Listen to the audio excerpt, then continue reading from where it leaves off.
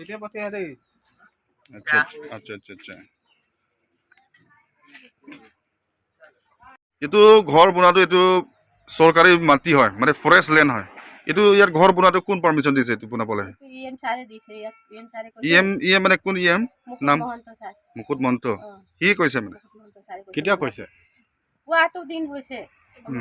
সোনকালে বনাবি নহ'লে এইটো টাইম পাৰ হ'লেতো জেল যাব লাগিব সোনকালে নবনালে চৰকাৰী ঘৰ আচ্ছা না এইটো ঘৰ পোৱা নামটো কি আছিলে দিয়াদি ঘৰ হয়তো চৰকাৰী ঘৰ নহয় দিয়াৰ ঘৰ হয় হ'লে এইটো নাম আহিবতো না এইটো ঘৰ বনোৱাটো কি নাম পৰা পাইছে এইটো কোনটো নাম পৰা পাইছে আপুনি হয় না মতা নাম পৰা মানুহ মতা অঁ কি নাম আছিলে বীৰেন্দ্ৰ যাদৱ বীৰেন্দ্ৰ যাদৱ অঁ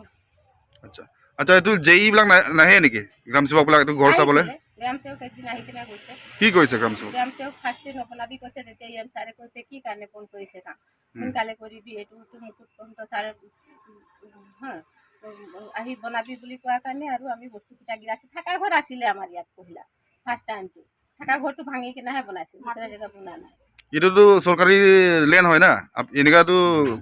এইটো বনাব নাপাৰে চৰকাৰী লেণ্ড হ'লে বি হেৰি হিমন্ত বিশ্ব শৰ্মা ছাৰে কৈছে যোনে 15 বছৰ য'ত বহিলে নহয় তাত বনাই থাকিব পাৰে ঘৰ হ'লেও এইটো এলেকাটো বন বিভাগৰ এলেকাই হয়তো না মই এনেকুৱা কোৱাৰ কাৰণে আৰু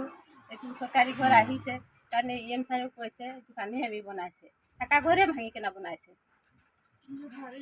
আমাৰ থকা ঘৰে নাই এতিয়া ৰাতিও বৰষুণতে